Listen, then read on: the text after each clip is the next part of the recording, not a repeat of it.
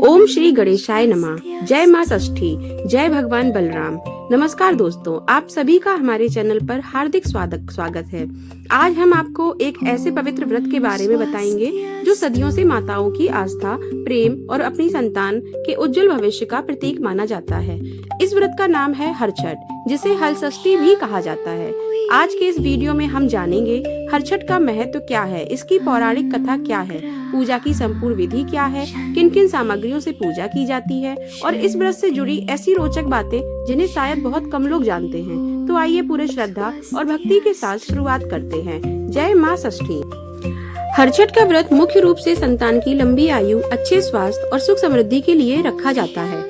अलग अलग क्षेत्रों में विधि में थोड़ा अंतर हो सकता है, लेकिन सामान्य पूजा की विधि इस प्रकार है। प्रातः काल की तैयारी, ब्रह्म मुहूर्त या सुबह जल्दी उठे, स्नान करके साफ या नए वस्त्र पहने विवाहित महिलाएं अपनी परंपरा के अनुसार श्रृंगार करती हैं। व्रत का संकल्प लें और माँ षष्ठी तथा भगवान बलराम का स्मरण करें। पूजा स्थल तैयार करें, आंगन या पूजा स्थान को साफ करें, गोबर या मिट्टी से चौका लगाएं, चौक पर कुश की टहनियां या पौधा रखें, मिट्टी का कलश या कमंडल स्थापित करें। पूजा की सामग्री, कुश दरभा बोलते हैं जिसको, महुआ, मकई या भुट्टा के दाने, चना, धान की बालियां, दूबा, फूल, रोली, हल्दी, अक्षत और दीपक और धूप, जल से भरा कलश या कमंडल, बच्चों के मिट्टी के खिलौने, मौसमी फल। उसके बाद करते हैं भगवान जी का पूजन। सबसे पहले भगवान गणेश का स्मरण करें, फिर भगवान बलराम और माँ षष्ठी का ध्यान करें। रोली, अक्षत, फूल और जल अर्पित करें, दीपक और धूप जलाएं, महुआ, मकई, चना और धान अर्पित करें। बच्चों के खिलौने के प्रतीक के रूप में रखें, अपनी संतान के नाम से मंगल कामना करें। उसके बाद हल षष्ठी की कथा सुने या पढ़ें। कथा के बाद माँ षष्ठी की आरती करें, प्रार्थना करिए, दोनों हाथ जोड़कर प्रार्थना करें, हे माँ षष्ठी, हमारी संतान को स्वस्थ, दीर्घायु, सदाचारी और सुखी जीवन प्रदान करें। हे भगवान बलराम, हमें परिश्रम, धैर्य और धर्म के मार्ग पर चलने की शक्ति दे। व्रत का पारण कैसे करते हैं? पूजा पूरी होने के बाद अपनी पारिवारिक परंपरा के अनुसार व्रत खोले, प्रसाद परिवार में बांटें। परंपरागत मान्यताएं क्या हैं? कई क्षेत्रों में इस दिन हल से जोते गए खेत का अन्न नहीं खाया जाता। गाय के दूध, दही और उनसे बने पदार्थों का सेवन भी नहीं किया जाता है। ये नियम स्थानीय परंपराओं के अनुसार अलग अलग हो सकते हैं। जय माँ षष्ठी, जय भगवान बलराम। अब आइए आपके साथ कथा को साझा करते हैं। यदि आपको ये जानकारी पसंद आ रही है तो वीडियो को लाइक जरूर करें, ताकि अधिक से अधिक लोगों तक हमारी संस्कृति और परंपराओं की यह अमूल्य जानकारी पहुंच सके। अब आप कथा को सुनिए। जय माँ हल षष्ठी। बहुत समय पहले उत्तर भारत के एक छोटे से गांव में चारों ओर हरे भरे खेत, आम और महुए के पेड़, मिट्टी के घर और बैलों की घंटियों की मधुर आवाज सुनाई देती थी। गांव के लोग खेती किसानी करके अपना जीवन बिताते थे। उसी गांव में रामदीन नाम का एक किसान अपनी पत्नी गौरी और 2 छोटे बच्चों के साथ रहता था। रामदीन मेहनती था, लेकिन लगातार कई वर्षों से फसल खराब होने के कारण उसका परिवार गरीबी में जी रहा था। घर में कभी कभी 2 समय का भोजन भी मुश्किल से बनता था। गौरी अपने दोनों बच्चों से बहुत प्रेम करती थी। वह रोज सुबह उठकर सबसे पहले तुलसी को जल चढ़ाती और फिर भगवान से यही प्रार्थना करती, हे प्रभु, मेरे बच्चों को हमेशा स्वस्थ रखना, चाहे मुझे कितने भी दुख सहने पड़े। एक दिन गांव की सबसे बुजुर्ग दादी ने गौरी से कहा, बेटी, भादो महीने की कृष्ण पक्ष की षष्ठी आने वाली है। इस दिन हरछठ का व्रत करना। यह व्रत माँ षष्ठी और भगवान बलराम को समर्पित है। सच्चे मन से किया गया यह व्रत बच्चों की रक्षा करता है। गौरी ने हाथ जोड़कर पूछा, दादी, मैं बहुत गरीब हूँ, मेरे पास पूजा की सामग्री नहीं है। दादी मुस्कुराई और बोली, बेटी, भगवान को सोना चांदी नहीं, सच्चा मन चाहिए। महुए के फल, मकई के दाने, कुश, घास, मिट्टी का घड़ा और श्रद्धा, यही सबसे बड़ा चढ़ावा है। यह बात गौरी के मन में बैठ गई। दिन बीतते गए और हरछठ का दिन आ पहुंचा। सुबह सूरज निकलने से पहले ही पूरा गांव जाग गया। हर घर की महिलाएं स्नान कर नई साड़ी पहनने लगी। किसी ने आंगन में गोबर से चौक बनाया, किसी ने दीवार पर सुंदर अल्पना बनाई। बच्चे उत्साह से इधर उधर दौड़ रहे थे। गौरी ने अपनी पुरानी लेकिन साफ लाल साड़ी पहनी। उसने मांग में सिंदूर भरा, हाथों में कांच की चूड़ियां पहनी और अपने छोटे बेटे को गोद में लेकर प्यार से बोली, आज माँ षष्ठी तुम्हारी रक्षा करेंगी। रामदीन सुबह सुबह जंगल की ओर गया। वहाँ से वह महुए के सूखे फल, कुश, घास और पूजा के लिए कुछ जंगली फूल लेकर आया।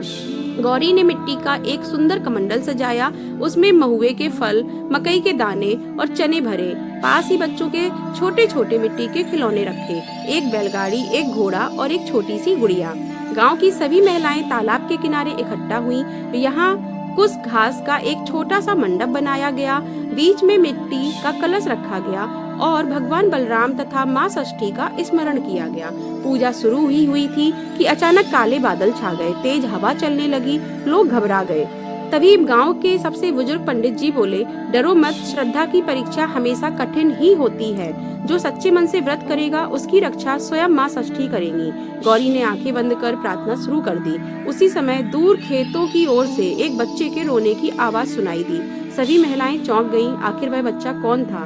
वह खेत में अकेला कैसे पहुंच गया? क्या यह केवल संयोग था या माँ षष्ठी की कोई परीक्षा? इन्हीं सवालों से सारे गांव में परेशानी छा गई। तालाब के किनारे पूजा कर रही थी, महिलाओं के हाथ में दीपक जल रहे थे, कुश की डालियां हवा में झूम रही थीं और सभी एक स्वर में माँ षष्ठी का स्मरण कर रही थीं। तभी फिर वही रोने की आवाज आई। माँ माँ करके एक बच्चे के रोने की आवाज आती है। आवाज इतनी करुण थी कि सभी महिलाओं का ध्यान पूजा से हट गया। गांव के कुछ युवक उस दिशा में दौड़े। थोड़ी दूर मकई के खेत के पास उन्हें लगभग 3 वर्ष का एक बालक अकेला बैठा मिला। उसके कपड़े धूल से सने थे और वह लगातार रो रहा था। युवकों ने उसे गोद में उठाया और गांव ले आए। सारे गांव में चर्चा फैल गई, यह बच्चा किसका है? लेकिन कोई उसे पहचान नहीं पाया। गौरी ने उस बच्चे को अपनी गोद में लिया, उसने पानी पिलाया और प्यार से उसके सिर पर हाथ फेरते हुए कहा, डरो मत बेटा, अब तुम अकेले नहीं हो। आश्चर्य की बात यह थी कि जैसे ही गौरी ने बच्चे को गोद में लिया, वह तुरंत चुप हो गया। बुजुर्ग दादी ने यह दृश्य देखा। वह धीरे से बोली, बेटी, हर छठ के दिन किसी भी बच्चे का भगवान का रूप माना जाता है। आज तुम्हारी करुणा ही तुम्हारी सबसे बड़ी पूजा है। पूजा पूरी होने के बाद भी उस बच्चे के माता पिता का कोई पता नहीं चला। रात होने लगी। गांव के मुखिया ने घोषणा की, जब तक इसके घर वाले नहीं मिलते यह बच्चा गौरी और रामदीन के घर रहेगा। गौरी ने बिना एक पल सोचे कहा, यह मेरे बच्चों के साथ ही रहेगा। उस रात उसने तीनों बच्चों को एक साथ खाना खिलाया और अपने आंगन में सुला दिया। आधी रात के समय अचानक तेज हवा चलने लगी। मिट्टी का दीपक बुझ गया, लेकिन तुलसी के पास रखा एक छोटा दीपक बिना तेल डाले भी जलता रहा। गौरी की नींद खुल गई। उसने देखा कि आंगन में हल्की सुनहरी रोशनी फैल रही है। रोशनी के बीच एक तेजस्वी स्त्री का दिव्य रूप में दिखाई देना। उनके चेहरे पर अद्भुत शांति थी। उन्होंने मुस्कुराकर कहा, गौरी, आज तुमने बिना किसी स्वार्थ के एक अजनबी बच्चे को अपनाया है। यही सच्चा धर्म है। गौरी घबरा गई। उसने हाथ जोड़कर पूछा, माँ आप कौन हो? दिव्य स्वर आया, मैं हर उस माँ की प्रार्थना में रहती हूँ जो अपनी संतान के लिए निस्वार्थ प्रेम करती हैं। इतना कहकर वह दिव्य प्रकाश धीरे धीरे आकाश में विलीन हो गया। सुबह जब गौरी की आंख खुली तो उसे लगा शायद यह एक सपना था, लेकिन जब वह आंगन में गई तो उसने देखा कि जहाँ रात को प्रकाश फैला था वहाँ कुश की हरी भरी घास उग आई थी। गांव के बुजुर्गों ने इसे शुभ संकेत माना। उसी समय एक थका हुआ दंपत्ति गांव पहुंचा। उनकी आंखों में आंसू थे। वे अपने खोए हुए बेटे को ढूंढते ढूंढते कई गांव पार कर चुके थे। जैसे ही बच्चे ने उन्हें देखा, वह दौड़कर उनकी गोद में चला गया। बच्चे के माता पिता ने गौरी और पूरे गांव का धन्यवाद किया। जाते समय उस बच्चे की माँ ने कहा, आज हर छठ के दिन आपने हमारे बेटे को बचाया है। हम जीवन भर आपका यह उपकार नहीं भूलेंगे। गांव के सभी लोग भावुक हो गए, लेकिन किसी को यह पता नहीं था कि असली परीक्षा अभी बाकी थी। उसी वर्ष कुछ ही दिनों में गांव पर ऐसा संकट आने वाला था जिसने पूरे गांव की आस्था की परीक्षा लेनी थी। हर छठ का पर्व बीत चुका था। गांव के लोग अपने अपने काम में लग गए, लेकिन इस बार मौसम कुछ अदला बदला था। दिन में तेज धूप पड़ती, रात में काले बादल घिर आते, फिर वर्षा की एक बूंद भी नहीं गिरती। धीरे धीरे तालाब सूखने लगे, खेतों की मिट्टी फट गई, बैल कमजोर होने लगे, गांव के कुआं का पानी अपने आप कम होने लगा। गांव के चौपाल पर कभी किसान इकट्ठा हुए। मुखिया ने भारी मन से कहा, अगर अगले कुछ ही दिनों में बारिश नहीं हुई तो इस साल भी फसल नहीं बचेगी। रामदीप चुपचाप बैठा रहा। उसे अपने बच्चों की चिंता सताने लगी। उसी समय गांव की सबसे बुजुर्ग दादी बोली, जब जब मनुष्य अहंकार करता है और प्रकृति का सम्मान भूल जाता है तब संकट आता है। हमें भगवान बलराम और माँ षष्ठी का स्मरण करना चाहिए। कुछ लोगों ने अपनी बात मानी, उनकी बात सुनी, लेकिन कुछ युवक हंसने लगे। एक युवक बोला, सिर्फ पूजा करने से बारिश नहीं आती। दादी मुस्कुराई और बोली, पूजा केवल चमत्कार मांगने के लिए नहीं होती है। पूजा हमें एक दूसरे की सहायता करना और धैर्य रखना भी सिखाती है। अगले दिन गौरी ने देखा कि घर में बचा हुआ अनाज बहुत कम है। फिर भी उसने उसमें से थोड़ा सा हिस्सा निकालकर एक भूखी वृद्धा को दे दिया। रामदीन ने पूछा, हमारे पास खुद कम है फिर भी तुमने दे दिया? गौरी बोली, जिस घर से दया चली जाती है वहाँ बरकत भी नहीं टिकती। वृद्धा ने भोजन खाया और जाते जाते कहा, बेटी तुम्हारे घर का दीपक कभी नहीं बुझेगा। यह सुनकर गौरी उनके चरणों में गिर गई, लेकिन कुछ ही क्षण बाद वह वृद्धा दिखाई नहीं दी। उधर गांव में संकट और बढ़ता गया। एक रात तेज आंधी चली, कई पेड़ गिर गए, लोगों की झोपड़ियां टूट गईं। सुबह जब रामदीन अपने खेत पहुंचा तो उसने देखा कि पूरी फसल सूख चुकी है। उसकी आंखों में आंसू निकलने लगे। वह जमीन पर बैठ गया और बोला, हे प्रभु, अब मेरे बच्चों का क्या होगा? उसी समय उस खेत के किनारे एक चमकती हुई छोटी सी मिट्टी की प्रतिमा दिखाई दी। वह भगवान बलराम की थी, जिनके हाथ में हल था। रामदीन ने श्रद्धा से प्रतिमा उठाई, साफ की और घर ले आया। उस रात पूरे परिवार ने दीप जलाकर भगवान बलराम और माँ षष्ठी का स्मरण किया। सुबह जब गांव वाले जागे तो उन्होंने एक अद्भुत दृश्य देखा। आकाश में काले बादल छा चुके थे, ठंडी हवा चल रही थी और कुछ ही क्षणों बाद बरसात की पहली बूंद धरती पर गिरी। धीरे धीरे तेज वर्षा शुरू हो गई। बच्चे खुशी से बारिश से नाचने लगे। किसानों ने आसमान की ओर हाथ जोड़ दिए। लेकिन रामदीन की परीक्षा भी समाप्त नहीं हुई थी। बारिश के बाद नदी का पानी भी तेजी से बढ़ने लगा। गांव के सामने एक नया संकट आ खड़ा था। बारिश लगातार 3 दिन और 3 रात तक होती रही। सूखे खेत पानी से भर चुके थे। जो किसान कुछ दिन पहले वर्षा के लिए प्रार्थना कर रहे थे, अब वे बाढ़ से चिंतित थे। गांव के पास बहने वाली छोटी नदी विकराल रूप ले चुकी थी। उसका पानी किनारे तोड़कर खेतों और घरों की ओर बढ़ने लगा था। मुखिया ने नगाड़ा बजवाकर घोषणा की, सभी लोग अपने बुजुर्गों और बच्चों को सुरक्षित स्थान पर ले जाएं। कोई भी अकेला नदी के पास न जाए। गांव में अफरा तफरी मच गई। रामदीन ने गौरी से कहा, तुम बच्चों को लेकर मंदिर चली जाओ, मैं बाकी लोगों की मदद करता हूँ। गौरी ने दोनों बच्चों का हाथ पकड़ा और मंदिर की ओर चल पड़ी। रास्ते में उसने देखा एक छोटी बच्ची कीचड़ में फंसी रो रही थी। उसकी माँ दूसरी ओर खड़ी थी, लेकिन तेज पानी के कारण उसके पास नहीं पहुँच पा रही थी। गौरी ने बिना देर किए अपनी साड़ी का पल्लू कसकर बांधा और सावधानी से आगे बढ़ी। उसने बच्ची को गोद में उठाया और सुरक्षित स्थान पर पहुँचा दिया। बच्ची की माँ रोते हुए बोली, बहन, आज तुमने मेरी बेटी का नया जीवन दिया है। गौरी मुस्कुराकर बोली, आज हर बच्चा अपना ही बच्चा है।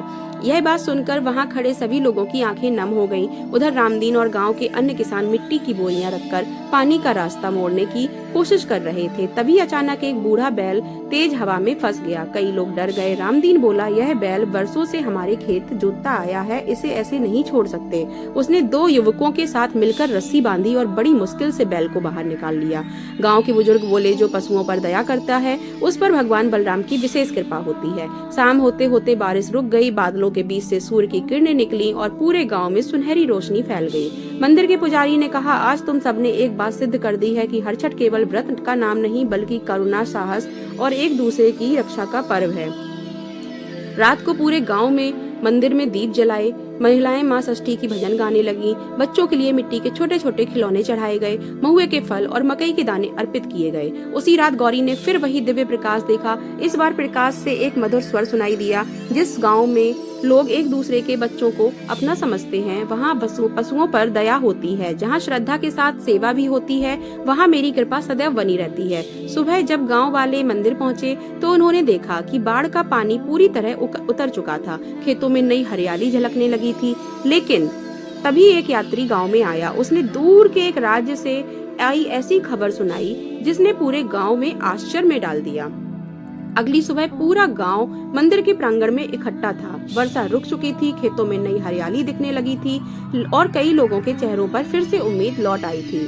उसी समय दूर से एक घुड़सवार यात्री गांव में पहुंचा। उसके कपड़े और धूल जमी थी, मानो वह कई दिनों से लगातार यात्रा कर रहा हो। उसने गांव के मुखिया से कहा, क्या यही गांव है जहां हर छठ का व्रत बड़ी श्रद्धा से किया जाता है? मुखिया ने उत्तर दिया, हाँ भाई, कहिए क्या बात है। यात्री बोला, हमारे राज्य में कई वर्षों से लोग इस व्रत की परंपरा भूल गए हैं। इस वर्ष सूखा पड़ा, फिर बाढ़ आई और कई लोग एक दूसरे से दूर भी हो गए। मैंने सुना कि इस गाँव के लोग एक दूसरे के बच्चों को अपना समझते हैं, भूखे को भोजन देते हैं और हर छठ को सेवा और करुणा का पर्व मानते हैं। इसलिए मैं आप सबसे सीखने आया हूँ। गांव के बुजुर्ग मुस्कुराए। उन्होंने यात्री को पूरे गांव का भ्रमण कराया। उसने देखा एक गरीब घर में परिवार को भोजन कराया जा रहा था।